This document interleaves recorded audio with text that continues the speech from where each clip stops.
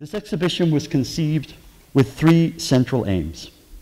Firstly, to explore how an archive, and in particular an archive of this special kind, might be shown to the public in a way that not only demonstrates its varied contents, drawings, documents, models, photos, films, and the likes, but also demonstrates the kind of knowledge and insights that can be gained from an archive. How to make an exhibition of an archive that reveals its secrets. This means, secondly, that knowledge of an architect can be biographical, drawn from the built work and the assessments of architectural historians, but that an archive can reveal an entirely different aspect.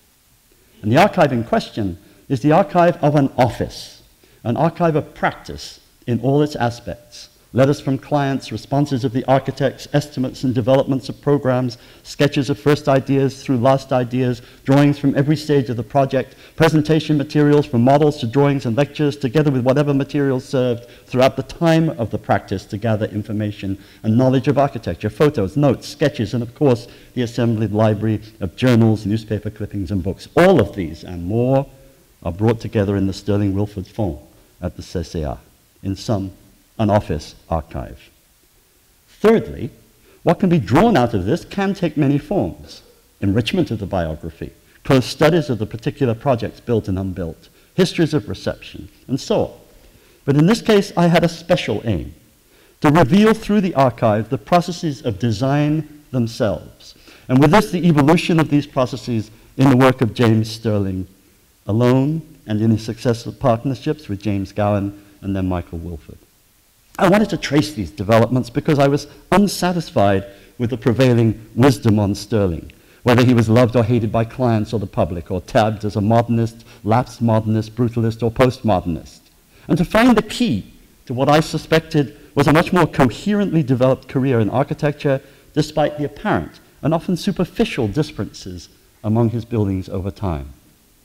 In this sense, the exhibition, as now shown, evinces one take on the many that would have been possible. A take that privileges practice over product, process over stasis, the interior life of an architect's forms over the surface categorization of applied stylistic terms. This is why I have entitled the exhibition Notes d'Archives. Notes, that is, taken during my search of 44,000 pieces of paper and objects that are contained. I don't think I actually went through the 44,000. I think I probably saw 10 and photographed about 9, and then I had to reduce it to 500 and then to 350, and then expanded a little bit on its return. A record of these notes that supplements the exhibition is contained in my book, James Frazer Stirling, Notes from the Archive, published sumptuously by Yale University Press. This is not a catalog, strictly speaking, but it does record in full color, and the last time I will ever get a completely full color book with 350 illustrations, many of the exhibits and more. Thank you, Yale University Press. Who, to begin, was James Frazer Stirling, more popularly known as Jim? In my own opinion, and in that of many others, he was simply one of the best architects of his generation. Do I just do this? I do that. If not, as Robert Maxwell has stated, the very best architect of the second half of the 20th century. Les archives de James Frazer Stirling, l'un des plus brillants architectes du XXe siècle, sont conservées au Centre canadien d'architecture à Montréal depuis l'an 2000. Constitués de dessins, de maquettes, de photographies et de divers documents, the James Stirling Michael Wilford Fond est un outil indispensable pour comprendre l'œuvre d'un architecte dont les projets défient la description facile et la classification générique. Notes d'archives James Frazer Stirling permettent de plonger dans les arcanes de fonctionnement de l'agence de Stirling, qui s'associait à l'architecte James Gowan en 1956, avant d'entamer une collaboration avec Michael Wilford, de naître l'agence James Stirling, Michael Wilford and Associates dans les années 80. En plus d'enseigner l'Architectural Association à partir de 1955, et à l'Institut of Contemporary Art de Londres. Sterling deviendra professeur à Yale University d'abord en 1959, puis de 1966 vers 1984. En 1980, il reçoit la médaille du Royal Institute of British Architects, suivi du prix Pritzker en 1981. Il sera anobli en 1992 par la reine d'Angleterre, mais tragiquement décédera quelques jours plus tard à l'âge de 68 ans. Voilà. John Summerson, he is essentially a great player, even something of a gambler, cast more distinguishedly than most in the role of Homo Ludens, the player of mankind. Summerson got it. Stirling was a player. He played with architecture of all centuries. He played with architecture of all kinds. And he played with clients and he played with us. He once said to me he was really in despair that nobody thought architecture had a sense of humor. And for him, architecture ought to have a sense of humor. There is the young Stirling and the Stirling before he went into practice, and on the right, the Stirling just entering into practice. Here is Stirling in his first office. Here is Gowan shouting on the phone and Stirling smiling quietly. Here is Michael Wilford and Stirling sitting quietly in the office. And here is Stirling at his desk alone. And here is the first, all in the archive, of course, the first indication of Jim Stirling's fame, the Museum of Modern Art, 3 university buildings, an exhibition of new architecture, Foster Rogers Stirling in London at the Royal Academy, the Observer Profile, architect of the Grand Manor. If there were a law against bad architecture, the charge against the hireling of the professions would be that. Besides ruining our cities, they have created a climate of distrust, even well-designed buildings. He was not without controversy. He was also not without architectural activity on holiday. And perhaps this is his Tower de Babel. Stirling gets the gold medal, a Stirling year for architecture, and Stirling gets the Pritzker Prize. And Stirling builds. De ses débuts, le travail de Stirling est reconnu comme une œuvre d'une brillante originalité, mais difficile à catégoriser, qui évolue au gré de transformations fulgurantes sous l'influence du modernisme, du avant-garde et d'après-guerre, du fonctionnalisme vernaculaire, du brutalisme, du rationalisme et du néoclassicisme. Son approche nouvelle du modernisme et des sources traditionnelles s'affirme d'abord dans une série d'édifices universitaires qu'il réalisait pour les universités de Leicester, de Cambridge, de Oxford and St Andrews, Ham Common, Brunswick School, Leicester with James Gowan, Cambridge, the History Faculty Library, the Florey Building, the Queen's College student housing, and the St Andrews prefabricated student housing. Ces projets de logement pour les villes de Preston, de Runcorn et de Lima démontrent son goût pour l'expérimentation des formes urbaines, vernaculaires et traditionnelles et du potentiel de préfabrication. Son intérêt pour les nouvelles technologies s'exprime dans les projets pour les sièges sociaux d'Olivetti en Angleterre et de Braun en Allemagne. Son respect pour le contexte urbain se remarque dans les plans pour les musées à Cologne, Düsseldorf et à Stuttgart.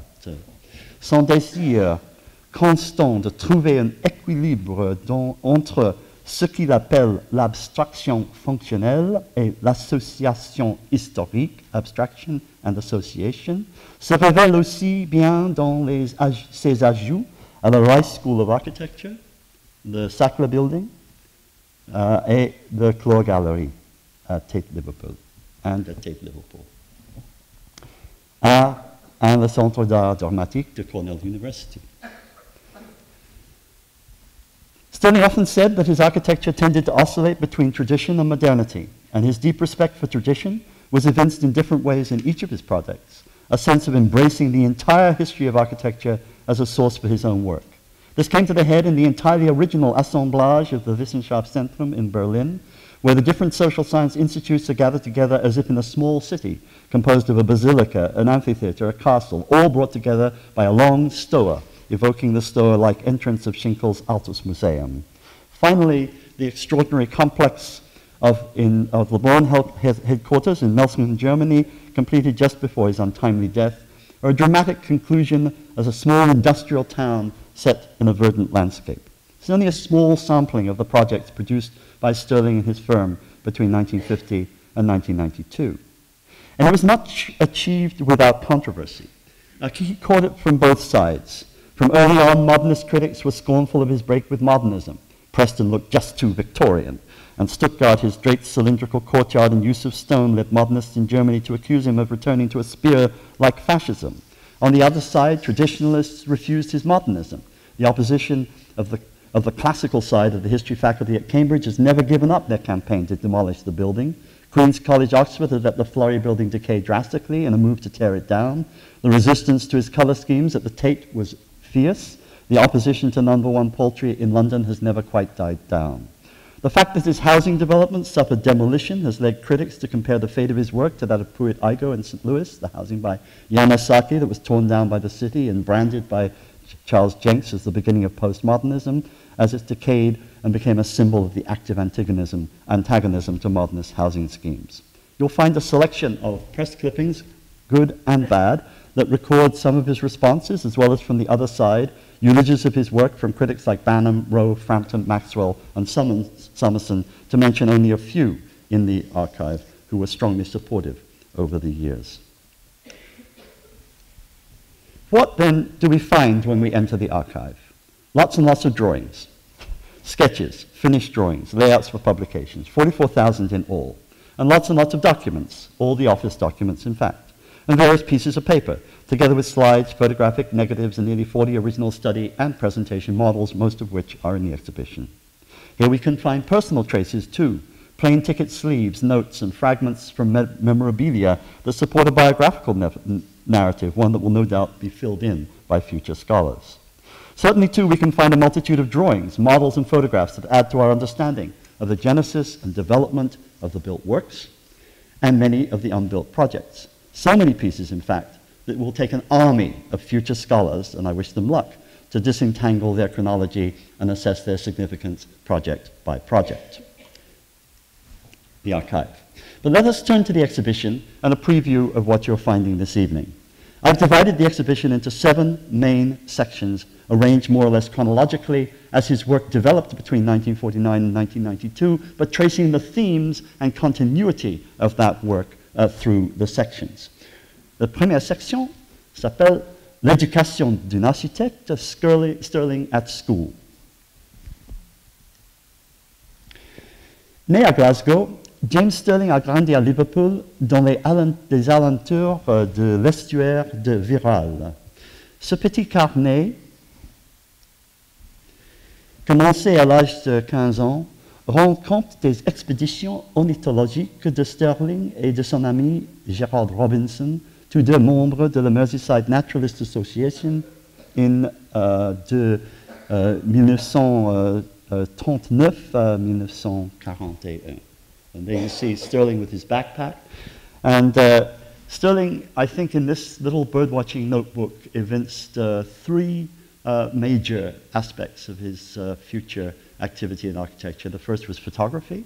He got his first camera, he took photographs of birds, and of course he lost his first camera with the rising of waters in his hide, but the camera remained his sketchbook for the rest of his life. He got a taste for landscape, the horizontal landscape of the Wirral, and he perfected his art of meticulous observation and notation of the smallest things in nature and the largest things.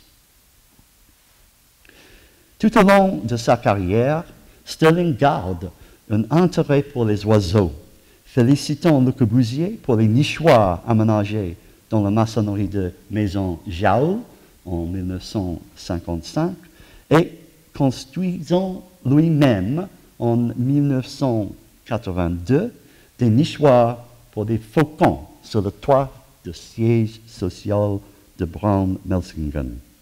Dans ses notes de jeunesse, Stirling démontre ses facultés d'observation méticuleuses, son amour de paysage et ses préoccupations pour les événements qui se déroulent au moment de l'évacuation de Dunkerque pendant la guerre. There was one moment where a flock of geese flew heavily towards them, quite low, and he and his friend believed that these were German bombers in 1941.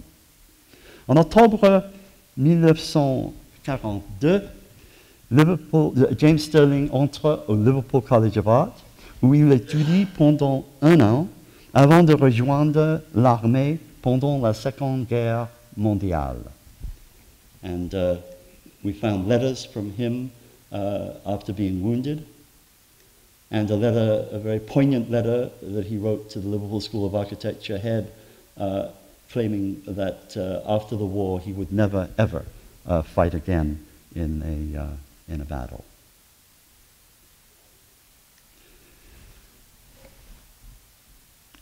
En 1946, il retourne à l'école de l'architecture de l'Université de Liverpool, où il étudie jusqu'en 1950, sauf durant le semestre d'automne 1948 à 1949, qu'il passe à New York aux États-Unis. Dans ses plans produits à l'école, Stirling a expérimenté avec une large éventail de styles modernistes, allant de l'expressionnisme, ici, et du rationalisme structurel, de l'Observatoire pour les gardes forestiers. Interesting here, the Bruno Taut-like expressionism of the landscape, and the Bucky Fuller type structure of the guard for the observers, and the always keen to observe his own work in a helicopter, looking at the entire ensemble. The beginning of us understanding that every drawing of Stirling has a little sense of humor within it. Le style moderne du centre communautaire d'une petite ville du Midwest et de la maison d'un architecte, ici, lui sont inspirés par sa visite des maisons de Marcel Breuer et Walter Gropius pendant son séjour aux États-Unis, ainsi que par la découverte de la maison de Paul Rudolph et les case study houses de Charles and Ray Eames and of Ralph Rapson en Californie. L'étiquette apposée sur cette boîte, conçue avec soin, indiquait « Fragile, gardez le couvercle vers la haute, maison pour l'architecte J.F. Stirling », apporte à croire que la maquette aurait été réalisée durant le séjour de Stirling à New York et renvoyée ensuite à Liverpool.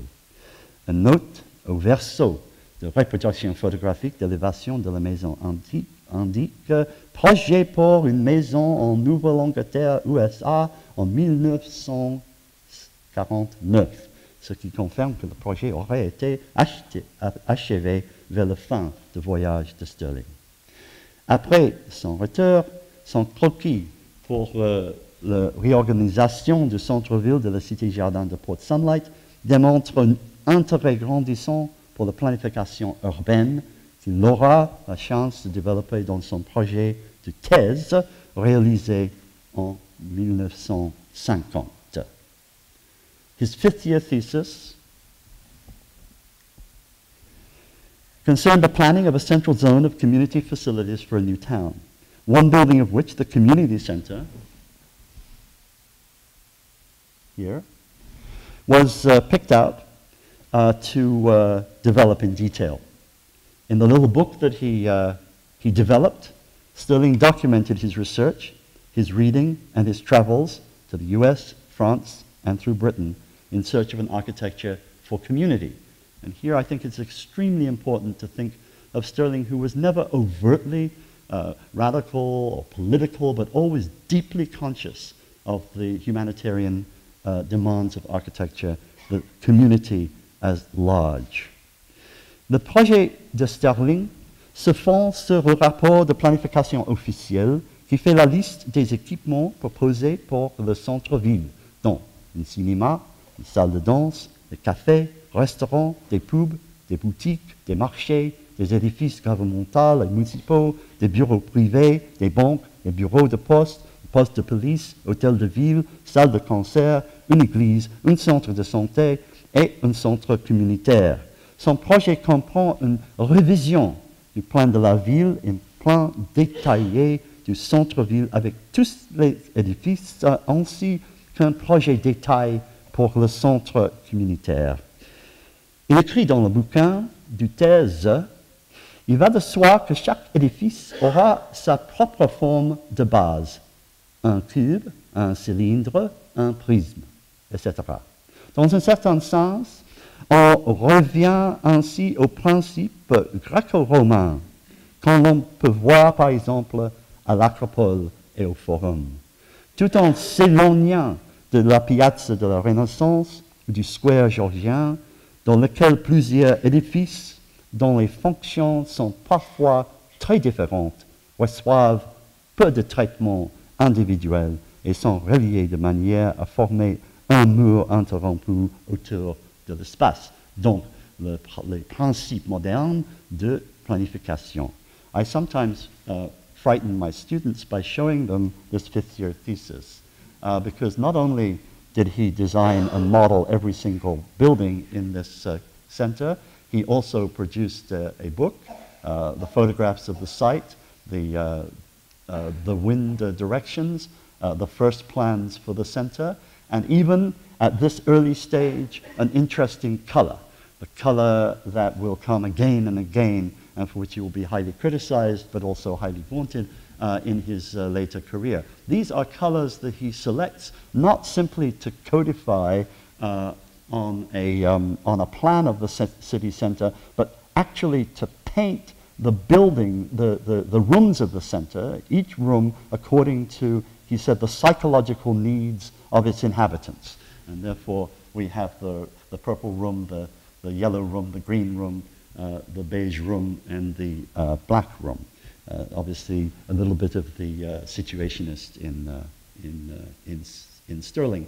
Here, the detail of the big plates for the thesis, showing Stirling's ability to animate every single part of his community center, sitting, resting, playing dominoes in the gym, and developing every single community activity that can be developed.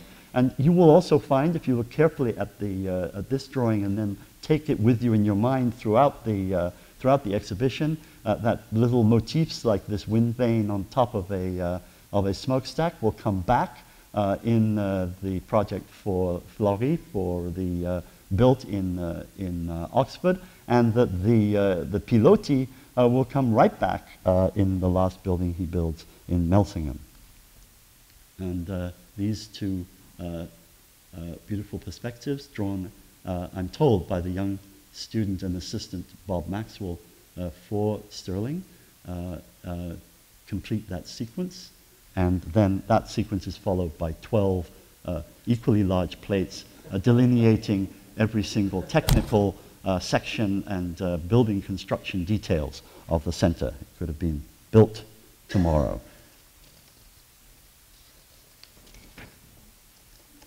In this section, you will also find a table where we've assembled a large number of books that for Stirling represented his entry into architecture and its post-war culture, from the Œuvre complète of Le Corbusier to the articles written by his first critic and later friend Colin Rowe, who in 1948 had returned to Liverpool where he had trained to teach architectural history.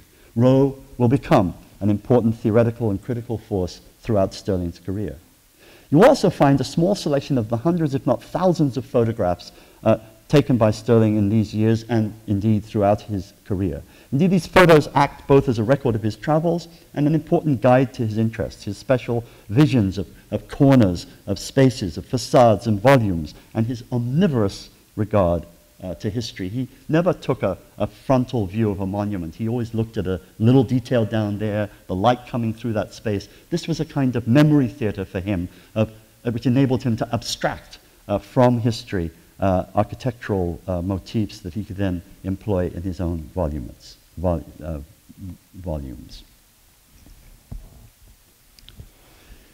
The second section, Modernism in Crisis, Le Modernisme en Crise. Out of school and moved to London, Stirling forced himself to confront the field of architecture in post-war Britain. A field that had only recently adopted, and weakly at that, the modernism that had characterized European architecture in the 1920s and 30s. The architects of Stirling's generation were, as Peter demonstrated in this attempt to wrap up the first era of modernism in this special number of architectural design, still in the 1950s were under the shadow of the first masters, and notably for the Smithsons and for Stirling, Le Corbusier. Team 10 was one way out, and the shock of the apparent turn towards expressionism by the heroic rationalist Corbusier in Ronshaw offered another. Rationalism had obviously come to a crisis point, and Stirling, in his two seminal essays for the Architectural Review in 1955 and 1956, was quick to point out, in Gauche to Joule, he was struck by the shift in Le Corbusier from a utopian evocation of the new way of life, Gauche, to a more everyday sense of comfort and present accommodation, Joule. And here, I think, we have Alan Cahoon in front of Joule, photographed by Stirling. When I asked Alan Cahoon, he said, I never went to Joule houses with Jim Stirling.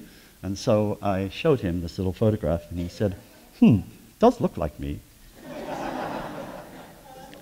Stirling struggled to define his own idea of modern architecture. I just want to show you this, on these little postcards right through the archives, on note after note after note for his lectures, so you can follow the evolution of his thought. Even though he never published a theory book, he was one of the most theoretical thinkers about architecture, and it's the point of the exhibition in the end to see him working theoretically with drawing, and we'll get to that in a little while.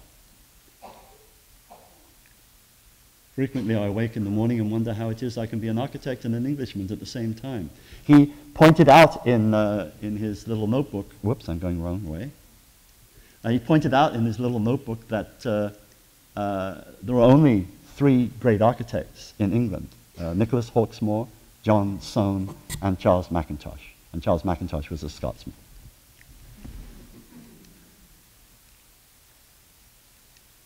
There's Cahoon again. Voilà. And this is the notebook. C'est dans ce livre qu'on parle c'est dans ce livre comptable que de 1953 à 1956, Stirling prend des notes, recueille ses pensées sur l'architecture moderne et décrit ses visites de bâtiments de Le Corbusier Paris. Les réalisations du Corbeau à Paris sont décevantes. On les connaît déjà tellement bien grâce au livre que c'est un triste choc de les découvrir dans leur habitat naturel. Ma première impression se résume à de la déception, comme lorsque j'ai vu le pavillon suisse il y a 5 ans. Sur l'une des pages, il décrit le développement de l'architecture moderne comme un ruisseau. Oh, maybe I don't have that. That's terrible. Oh well. That's his plan of the Joule houses when he went to the Joule houses, and his outlines for his first article. Sur l'un de ces pages, il décrit le développement de l'architecture moderne comme un ruisseau qui se scinde en deux. It's actually open at that page in the exhibition. You can see that. À partir des années 1950, avec d'un côté l'art académique et l'esthétique, et de l'autre le non-art technologique, deux courants entre lesquels Stirling veut chercher sa voie. Sur une autre page, il dessine en plein les maisons Joule de Le Corbusier, pas encore terminées en 1955. One way out of this impasse was to follow the route that Corbusier himself had followed on his voyage around the Mediterranean, to look for sources drawn from vernacular buildings, the castles, fortifications, and farmhouses. This is a page where he looks back in a lecture in London and in New York on the left on his training, my thesis, the school, the war, the school format, and then a little bit about his father, ship's engineer, playing around the docks, and so on.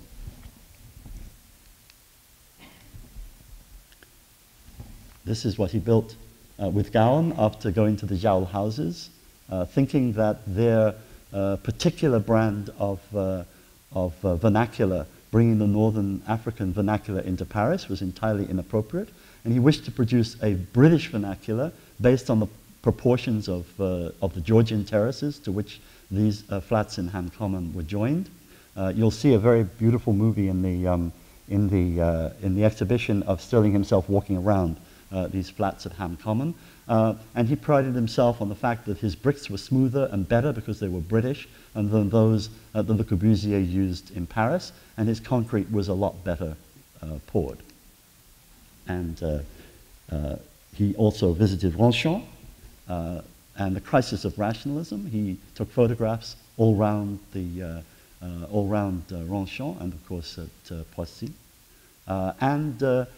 Taking photographs of this, which will come back again and again and again to haunt him as a form of urban architecture.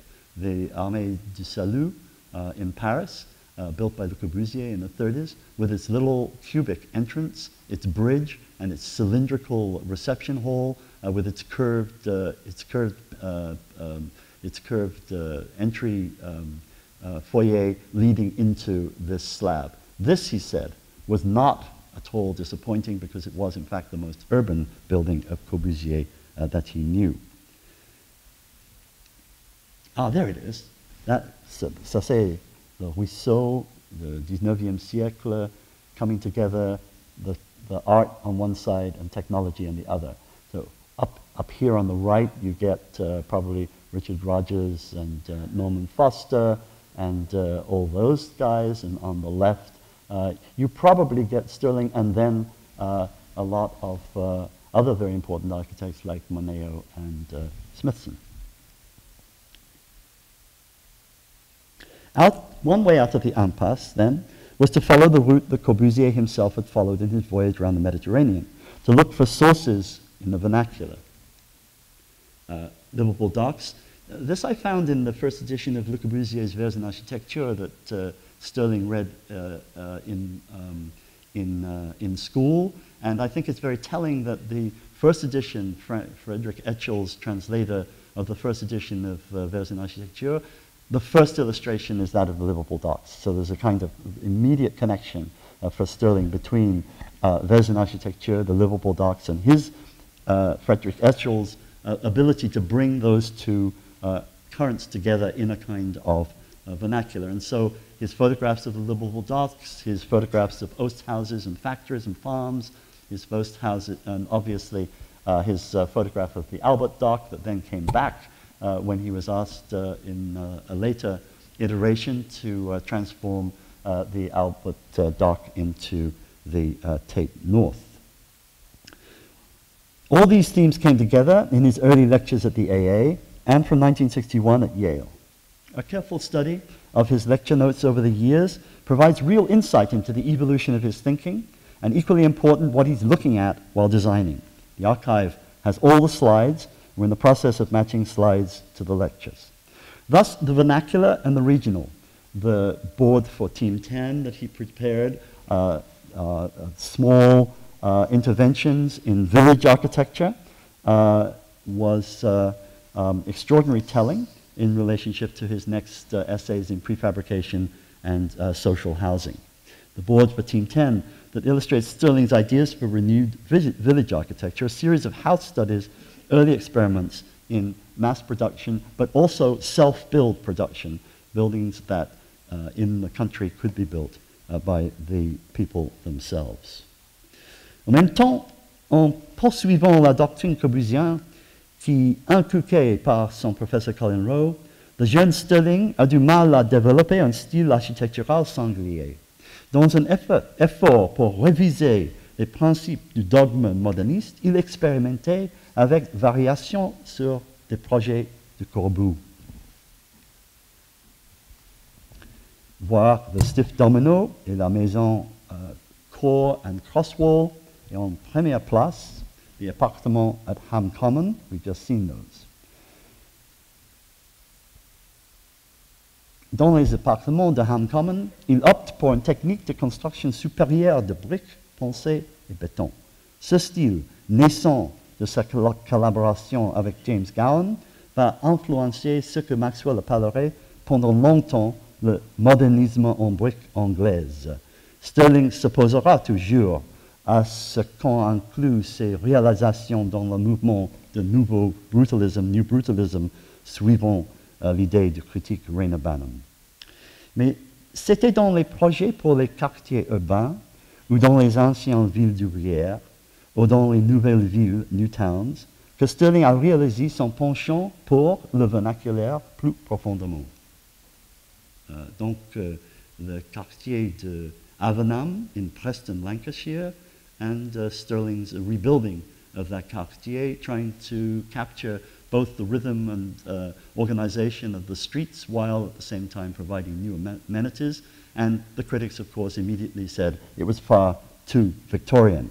Why would the inhabitants of Preston, Lancashire want to live in houses which looked like the houses that they'd just left?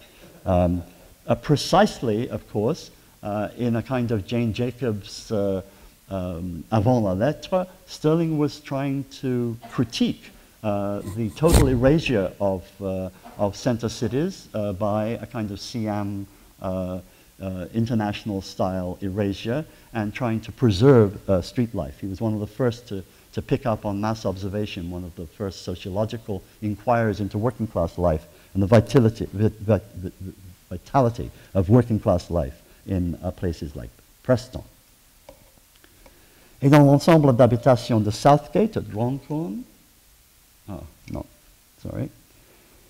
in le quartier expérimental en Lima, Pérou, s'appelle Prévi, Stirling conçoit un type de favela auto-construite.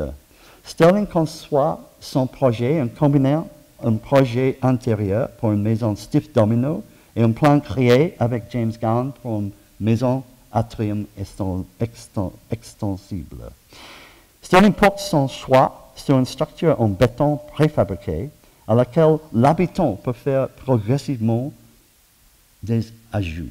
Aujourd'hui, les maisons de 2 ou 3 étages et le col réalisé passent, selon un récent sondage, pour les plus recherchés du secteur. Donc, un succès for Stirling as he developed his housing in the experimental international favela of Prévi. And you see Stirling's fantasies of how it might look once it was completely built. And this was how it first was built with prefabricated panels. And look at it today. It's interesting to me, studying Colin Rowe and Stirling's interest in Palladio in the 1940s, and their movement then to modernity in the 1950s and 60s, to see Stirling transformed into a Palladian villa, finally.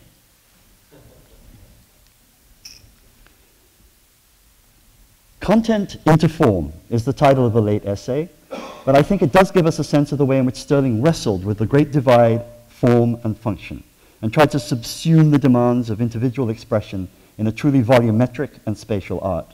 For beneath all the apparent shifts in what we've been calling Stirling styles, which are more architectural languages selected for each context than styles in the recognized sense of the word, beneath all of the outer semblance, beneath the bright colors and added details, there lies a persistent modernity, a modernity that was abstract and spatial and worked in the continuous dialogue with the earlier modernisms. And we've already seen, of course, the different forms of what Frampton called a kind of new typology, developed out of the old typology of university buildings that first was experimented with in the Gowan Stirling entry for Churchill College competition, developed formally in an extremely inventive and powerful way, with, at the same time, a reinterpretation of the courtyard, the college court, a reinterpretation of the campus, and here he discusses it in the lecture,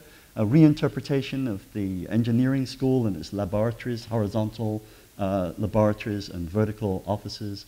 The drawings on show in the exposition, the beginnings of perspectives and axonometrics, which become the signature of the firm, and this wonderful drawing of the patent glazing that joins the tower to its subsidiaries down on the bottom, a drawing by Michael Wilford.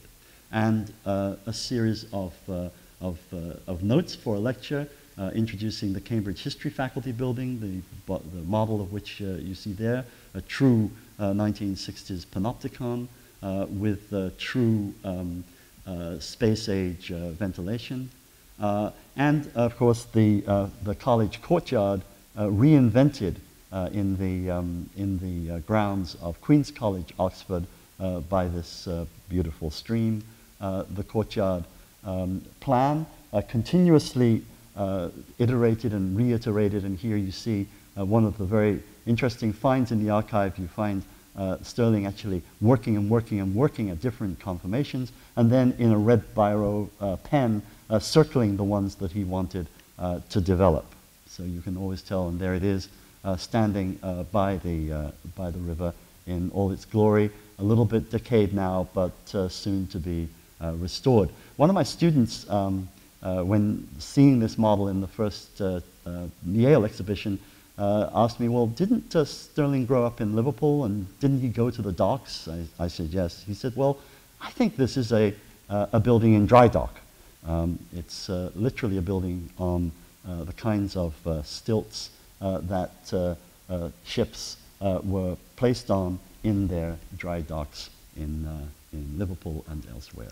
The nautical will always come back with Stirling. Portholes, flags, pendants, and other nautical apparatus, as well as the welding of technological and social and programmatic here in the Dorman Long Steel Company's project for the offices, which was extensible and linear, and unfortunately developed the year that steel was nationalized by the British government, and therefore Dorman Long disappeared as a client.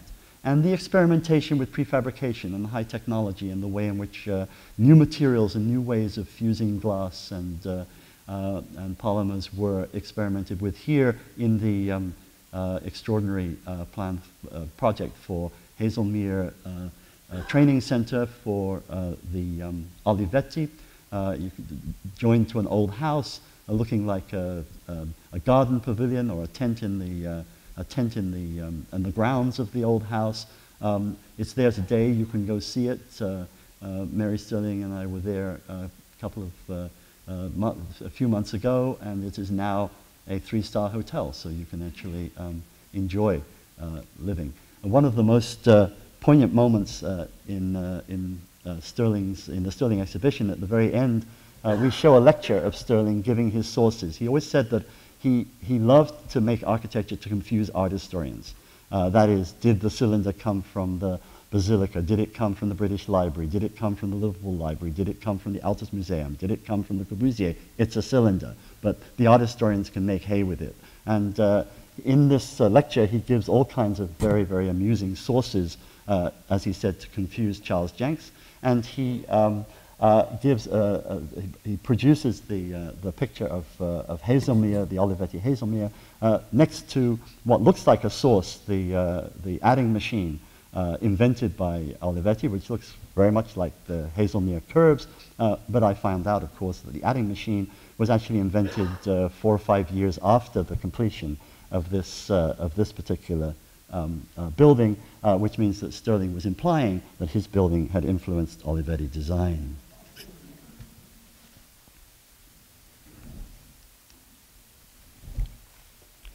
Quatrième section, contexte et association.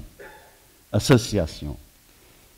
En 1978, the exhibition Roma Interrata, the archive holds all the preliminary sketches for this plan. There was a Noli plan of 12 plates that had been published in 1748, and 12 architects were given the project to replace or to collage onto each part of that plan, one plan plate per architect, their image of what a new Rome would look like if they had anything to do with it. Stirling simply takes all his previous projects, built and unbuilt, and puts them on the plan in different ways. The fingers of the St. Andrew's housing, the Siemens, the project for Siemens headquarters, the project for Prévy, the project for Olivetti headquarters, the project for Florence, the little stiff domino house, a whole series of the project for Derby, every single project, the project for the Churchill College, all larded on to the plan of Noli's board.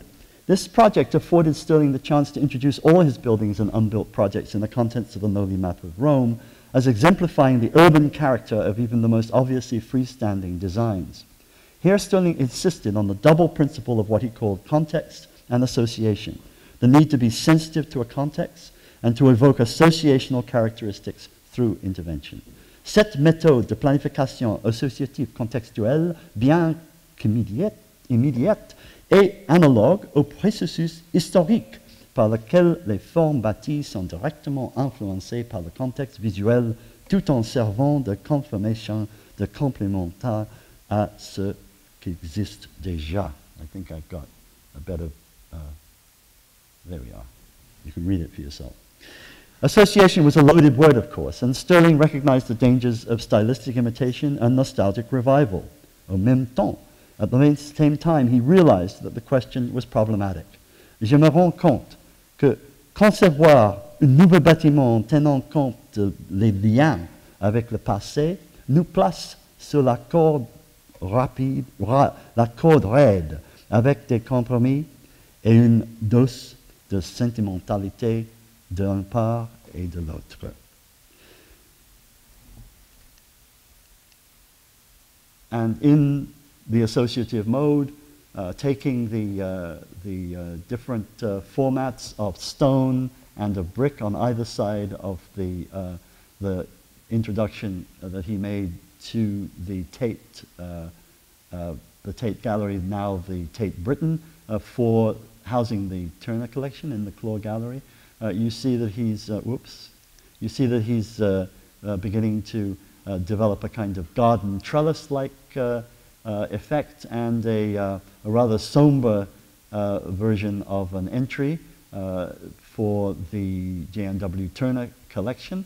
I remember standing in front of this entry with him and saying, but do you know that this is the form that the great visionary architect at the end of the 18th century, Etienne Louis Boulet, chose to figure the entrance to his ideal cemeteries. And Jim paused for a moment and said, yes, but my cemetery has a revolving door. And there he works out the trellises and the organization of the plan. And there, in an homage to John Soane, he develops the ceiling lighting of the galleries for Turner. And it was actually in that building that we had the second iteration of this exposition. And at Rice, where Ralph Adams Cram, who had demanded that the entire campus be built in a style that he defined as Spanish, mixed with Byzantine, Carolingian, Spanish medieval, Italian, and French styles combined with the mission style of the Southwest. So Stirling looks at that and invents his own Ralph Adams Cram style if you actually go onto the campus and compare all these different modulations and details, you'll see each of them is a witty play on the details of the campus itself. And then, of course, for the entrance, he displaces the aureole from the center. He puts a double entrance so that you don't know which side to go. And then inside, after playing with the different inside, he actually inserts a kind of three-dimensional model of a modernist school of architecture, which, as you can see, points out in these conical skylights. So there's a sort of a model of modernism in this sort of carapace of sham cram. And of course, this led to a series of experiments in cities. Here in the city of Derby, which was where the central square was completely blocked with traffic, there was a plan to divert the traffic around the center and to wrap the center with a glass arcade. No longer single buildings in the city, but if you like, buildings that are band-aids to the city are beginning to integrate themselves with the public spaces of the city. This continued in the projects for competitions for Düsseldorf, and it is here in the project of Düsseldorf that we can see the first iteration of the coming back of the cylinder and the cube that he loves so much at the Pavillon Suisse, with the cylinder and then the pull-out cube as the entrance to the museum at Düsseldorf. That shows you that beautiful drawing by Leon Krier of that particular sequence. And the way that that was designed, another wonderful thing that you come across in archives, you look at pieces of paper that look like airline tickets, and then you turn them over, and you find that on the way to Chandigarh, Stirling was able to start sketching the competition for Düsseldorf, develop it as he changed the money, develop it again as he got on to the Air Nepal, and on the way back from Chandigarh, finish it and give it to the office. So a beautiful example of how architects on the run actually design their buildings. Another example is that they couldn't really find ways in the office to join the cubic to the entrance, and so he just put his hand down on the paper, drew around it, and hey presto, you have the form. Well, you know, there are different ways of making form, and the hand actually, given that you draw with it, is also a rather interesting formal structure. Cologne, the same kind of play with cylinders and different and a beautiful little sunken garden in the shape of the Cologne Cathedral, which looms back up here next to the railroad tracks, and a drawing by Stirling about how those different ramps will work. And then, of course, culminating in the project that did win, the Staatsgalerie. The Staatsgalerie, which started life as a little addition to the old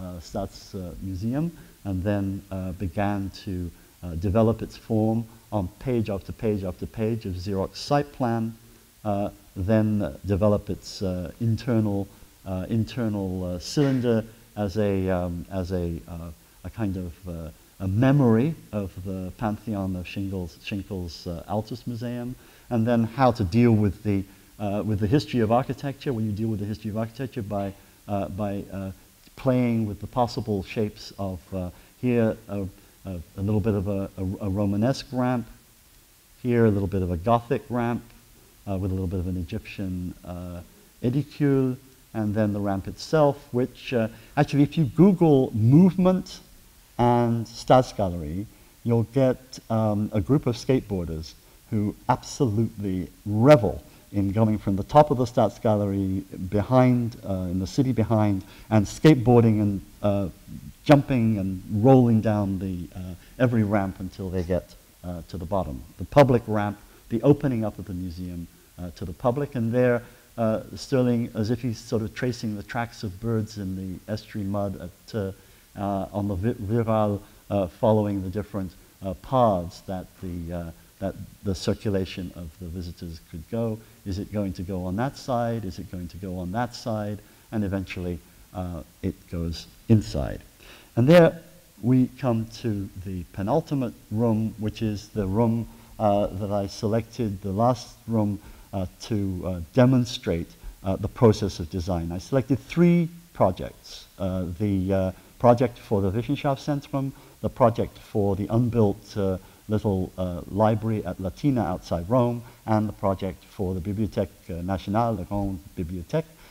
which was designed in 3 or 4 months before the competition, and offered a beautiful example from beginning to end of the analysis of program, the organization of the program into volumes, the attempt to put volumes on the site, the attempt to join them through compositional and circulational means, and finally the final project. So these 3 examples are particularly fertile for studying the development of the design process. The Wissenschaftszentrum, with its existing social services building built in the late 19th century, part of which still stood and had to be incorporated in the design. But then what was most important to Stirling was the fact it was right next to the National Gallery of Mies van der Rohe.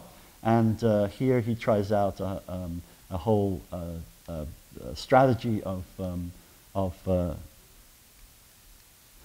development on the site and the different parties, and then how can we begin to house these 3 social service research institutes? Well, maybe one of them gets a castle, one of them gets a theater, one of them gets a basilica, and maybe they're all linked together by a stoa.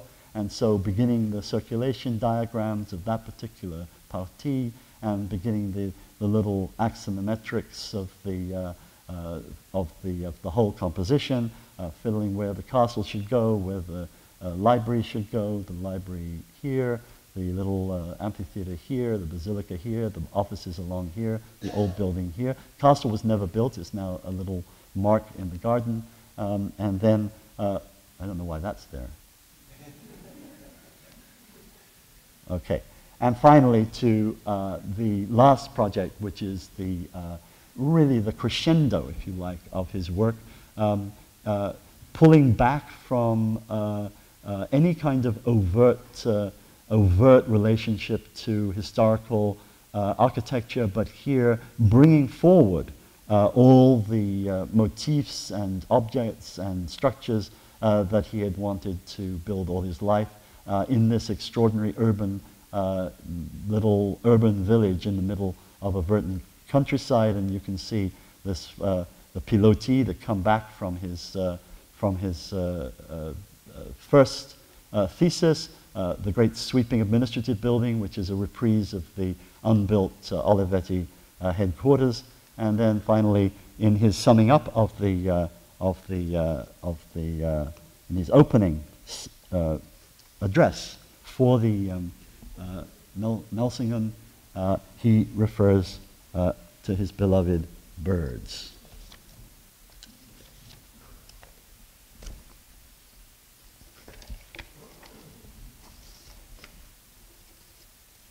Sorry. I lost my piece of paper. Sorry about that.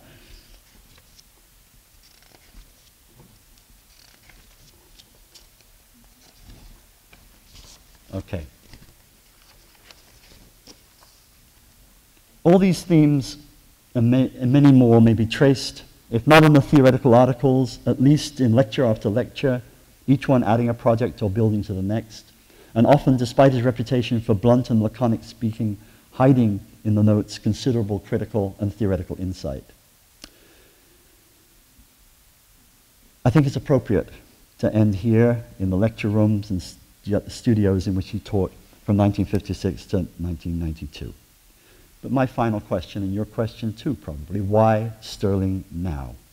What might be the present significance of a new look at Stirling through the archive? And more important, what it might be the significance to us as designers, students, and the public.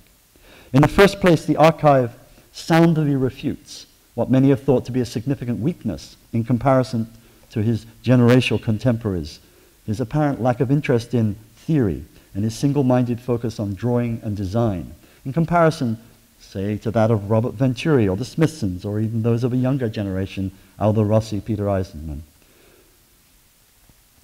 In this, in his essays, one can trace the development of his thought from early articles through to his later reminiscences and interviews. But it is only in the archive that we get a glimpse of a different kind of theory, that special thought process that we call somewhat mechanically the design process. For it's in this process, exemplified in the thousands of drawings, models, and photographs, and exemplified, I hope, in this exhibition, that we can identify what is theoretical about Stirling's architecture, what is, that is to say, we might take away from it today as for both a deeper understanding of it and its potential interest for our own practice. And I'll leave you with a thought by one of my students having gone through this exhibition in Yale, who turned to me and said, "You mean he did all this by hand?" Thank you.